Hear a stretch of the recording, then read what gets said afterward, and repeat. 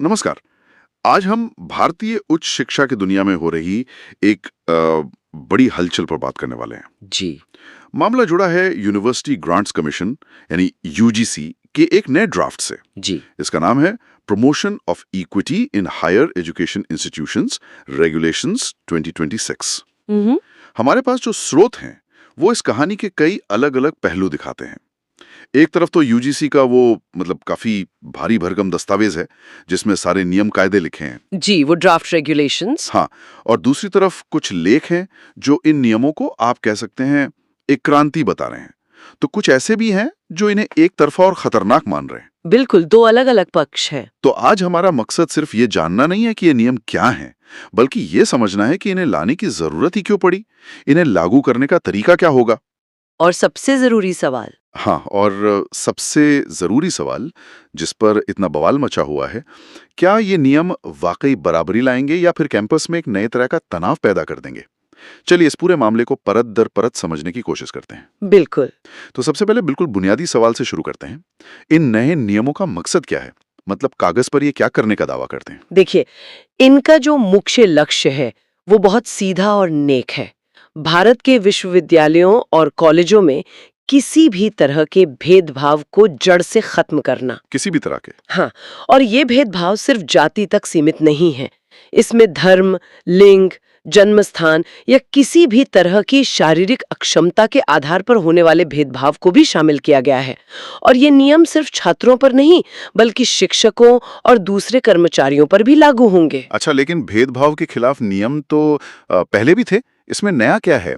हमारे स्रोत एक खास बात की तरफ इशारा कर रहे हैं। जी, ओबीसी वाला मुद्दा। हाँ, कि जाति आधारित भेदभाव की परिभाषा में अब सिर्फ अनुसूचित जाति यानी एससी और अनुसूचित जनजाति एसटी ही नहीं, बल्कि अन्य पिछड़ा वर्ग यानी ओबीसी को भी साफ तौर पर शामिल कर लिया गया है। और ये कोई छोटा मोटा बदलाव नहीं है। नहीं, ये एक गेम चेंजर हो सकता है। बिल्कुल, ये एक बहुत बड़ा कदम है।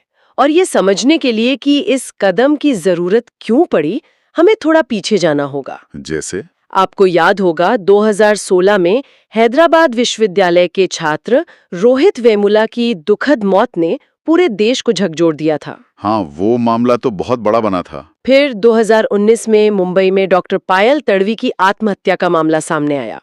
इन घटनाओं ने कैंपस के अंदर छिपे हुए वो जो इंस्टीट्यूशनल डिस्क्रिमिनेशन होता है उसे नेशनल स्पॉटलाइट में ला दिया। तो मतलब ये नियम सिर्फ एक सरकारी आदेश नहीं है, बल्कि इन दुखद घटनाओं का एक सीधा नतीजा है। एकदम सही। इन घटनाओं के बाद मामला सुप्रीम कोर्ट तक पहुंचा और सुप्रीम कोर्ट ने यूजीसी को बहुत सख्त लहजे में कहा कि अब बातें बनाने का वक्त खत्म हुआ। एक मजबूत, ठोस और जवाबदेह व्यवस्था बनाइए जिससे ऐसी घटनाएं दोबारा ना हो। ये 2026 के नियम उसी निर्देश का परिणाम है। अच्छा, तो कोर्ट ने एक ऐसी व्यवस्था की मांग की थी जो सिर्फ कागज पर ना हो, बल्कि जमीन पर काम करे। जी। ठीक है, तो चलिए इस मजबूत व्यवस्था को ही समझते हैं। ये जमीन पर दिखेगी कैसे। मान लीजिए कल ये नियम लागू हो जाते हैं, तो किसी कॉलेज या यूनिवर्सिटी में क्या बदलेगा। देखिए, बहुत कुछ बदलेगा। हर संस्थान के लिए कुछ नई संरचनाएं बनाना अनिवार्य कर दिया गया है। अच्छा, सबसे ऊपर होगा एक इक्वल अपॉर्चुनिटी सेंटर यानी ईओसी। EOC, okay. आप इसे पूरे सिस्टम का एक तरह से हेडक्वार्टर समझ सकते हैं, जिसका काम समानता को बढ़ावा देना और शिकायतों पर नजर रखना होगा। और शिकायतें सुनेगा कौन, मतलब प्रक्रिया क्या होगी।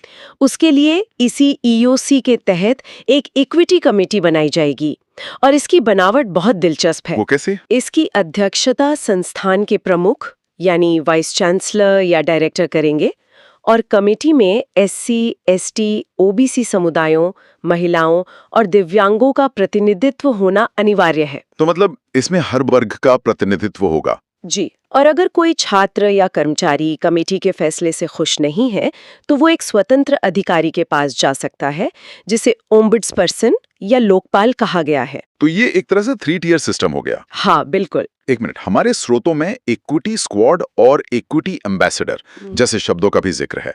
इक्विटी स्क्वाड, ये नाम तो बड़ा दमदार लगता है। हाँ, है ना। लेकिन क्या इसका मतलब ये नहीं कि कैंपस में एक तरह की मॉनिटरिंग या कह सकते हैं पुलिसिंग का माहौल बन जाएगा। हाँ, नाम सुनने में तो किसी एक्शन फिल्म की टीम जैसा लगता है, दस्तावेज के मुताबिक इनका काम प्रोएक्टिव होगा। प्रोएक्टिव मतलब? यानी ये लोग कैंपस में उन जगहों पर नजर रखेंगे जिन्हें संवेदनशील माना गया है, जैसे hostel, mess, library, sports ground, ताकि कोई भेदभाव की घटना होने से पहले ही उसे रोका जा सके। लेकिन आपका सवाल बिल्कुल जायज है। कागज पर इसका मकसद सुरक्षा देना है, पर असलियत में यह निगरानी की संस्कृति को बढ़ावा देगा या सुरक्षा की, यह एक बड़ा सवाल है। और मान लीजिए कोई शिकायत दर्ज होती है तो उस पर कार्रवाई कितनी तेजी से होगी? क्योंकि हम सब जानते हैं कि विश्वविद्यालयों की जो प्रशासनिक मशीनरी है वो कितनी धीमी चल सकती है। यहीं पर इन नियमों को सख्त बनाया गया है। शिकायत मिलने के 15 कामकाजी दिनों के अंदर कमेटी को अपनी जांच रिपोर्ट देनी होगी। 15 दिन? जी, और रिपोर्ट मिलने के अगले 7 कामकाजी दिनों के अंदर संस्थान के प्रमुख को उस पर कार्रवाई करनी होगी।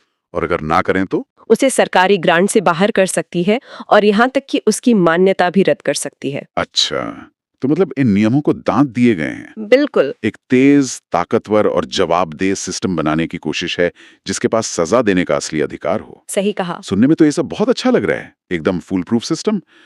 लेकिन फिर हमारे श्रोते में इतना हंगामा क्यों मचा हुआ है? कहीं ना कहीं तो कोई बड़ी गड़बड़ है। बिल्कुल, और यहीं से ये मामला दिलचस्प और जटिल हो जाता है, क्योंकि जैसे ही आप नियमों की गहराई में उतरते हैं, विवाद की परतें खुलने लगती हैं। चलिए तो फिर इन परतों को खोलते हैं। पहले आलोचना करने वालों की बात करते हैं। उनका सबसे बड़ा तर्क क्या है? आलोचकों का सबसे बड़ा और पहला तर्क जाति आधारित भेदभाव की परिभाषा को लेकर है। परिभाषा को लेकर? जी, जैसा कि आपने शुरू में कहा, ये नियम सिर्फ SC, ST और OBC समुदाय के लोगों को पीड़ित के तौर पर देखते हैं। इसका सीधा मतलब यह है कि अगर किसी सामान्य वर्ग के छात्र को उसकी जाति की वजह से ताना मारा जाता है या उसके साथ कोई भेदभाव होता है, तो ये नियम उसे कोई कानूनी सुरक्षा नहीं देते। और यहीं पर वो संविधान के अनुच्छेद 14 यानी समानता के अधिकार का सवाल उठाते हैं ना? एकदम। आलोचकों का कहना है कि कानून को तो सबके लिए बराबर होना चाहिए। सही बात है। अगर कोई नियम भेदभाव के खिलाफ है तो उसे हर नागरिक को भेदभाव से बचाना चाहिए, चाहे उसकी जाति कुछ भी हो। वो कहते हैं कि एक तरफा सुरक्षा देकर ये नियम खुद ही भेदभावपूर्ण बन जाते हैं। ये समानता के सिद्धांत का उल्लंघन है। और इसके साथ ही नियमों के दुरुपयोग की एक बड़ी चिंता भी जताई जा रही है। बहुत बड़ी। हमारे एक स्रोत में विष्णु तिवारी की केस का जिक्र है जो बहुत ही भयावह है। हाँ, और वो केस आलोचकों के डर को मजबूती देता है। विष्णु तिवारी को SC ST एक्ट के तहत एक झूठे केस में 20 साल जेल में बिताने पड़े। 20 साल? जी, तब जाके वो बेगुनाह साबित हुए। आलोचकों का डर यही है कि जब आप बिना किसी सुरक्षा कवच के इतने सख्त कानून बनाते हैं तो उनका इस्तेमाल ब्लैकमेलिंग, निजी दुश्मनी निकालने या फिर कैंपस की राजनीति में अपने विरोधियों को रास्ते से हटाने के लिए किया जा सकता है। जरा सोचिए, 2 छात्रों में असाइनमेंट को लेकर झगड़ा हुआ और एक ने दूसरे पर जातिगत भेदभाव का आरोप लगा दिया। बस प्रोफेसर के लिए ये तय करना कितना मुश्किल हो जाएगा कि सच क्या है। इससे तो एक चिलिंग इफेक्ट पैदा हो सकता है। बिल्कुल, यही डर है कि कहीं प्रोफेसर किसी छात्र को उसकी गलती पर डांटने या उसे खराब ग्रेड देने से भी डरने लगे कि कहीं उन पर भेदभाव का आरोप ना लग जाए। इससे तो कैंपस का पूरा एकेडमिक माहौल ही खराब हो सकता है। हाँ, जहाँ भरोसा नहीं बल्कि शक का राज हो। ठीक है, ये तो बहुत गंभीर चिंताएं हैं। तो फिर इन नियमों के समर्थक क्या कहते हैं? वो इन तर्कों का जवाब कैसे देते हैं? उनके पास भी बहुत मजबूत जवाब है, और वो जवाब आंकड़ों और सामाजिक हकीकत पर आधारित है। अच्छा। उनका पहला और सबसे सीधा सवाल ये है, एक ऐसी व्यवस्था में जहां हमारे स्रोत बताते हैं कि लगभग 97% प्रोफेसर और ऊंचे प्रशासनिक पदों पर बैठे लोग सामान्य वर्ग से हैं। 97%? जी, तो वहां उस वर्ग के छात्र के साथ जाति आधारित भेदभाव करेगा कौन और कैसे? तो उनका तर्क ये है कि भेदभाव कोई व्यक्तिगत लड़ाई नहीं है, यह हमेशा सत्ता की संरचना से जुड़ा होता है। हाँ, जिसके हाथ में ताकत है वही भेदभाव कर सकता है। एकदम सही। वो इसे पावर डायनामिक्स के नजरिए से देखती हैं और इसी को समझाने के लिए वो विमेन सेल यानी महिला प्रकोष्ठ का उदाहरण देती हैं। हाँ, ये एक दिलचस्प तुलना है। चलिए इसे थोड़ा और समझते हैं। जी, तर्क ये है कि जैसे वुमेन सेल खास तौर पर महिलाओं की सुरक्षा के लिए है क्योंकि वो एक पितृसत्तात्मक समाज में संरचनात्मक भेदभाव झेलती हैं। और पुरुष ये शिकायत नहीं करते हैं कि ये उनके खिलाफ भेदभाव है। ठीक। वैसे ही ये नियम उन समुदायों को एक जरूरी सुरक्षा कवच देने के लिए है जिन्होंने सदियों से ऐतिहासिक और सामाजिक शोषण झेला है। समर्थकों का कहना है कि यह मामला इक्वालिटी यानी बराबरी का नहीं बल्कि इक्विटी यानी समता का है, जहां कमजोर और पिछड़े हुए वर्गों को लेवल प्लेइंग फील्ड पर लाने के लिए विशेष सुरक्षा और अधिकारों की जरूरत होती है। लेकिन क्या जेंडर और जाति की सामाजिक संरचनाएं इतनी समान हैं कि एक का मॉडल दूसरे पर हूबहू लागू हो सके? मतलब ये तुलना कितनी सटीक है? ये इस बहस का सबसे अहम सवाल है। समर्थक कहेंगे कि हाँ, दोनों ही मामलों में एक समूह के पास ऐतिहासिक रूप से ज्यादा ताकत रही है। लेकिन आलोचक बहुस्तरीय है।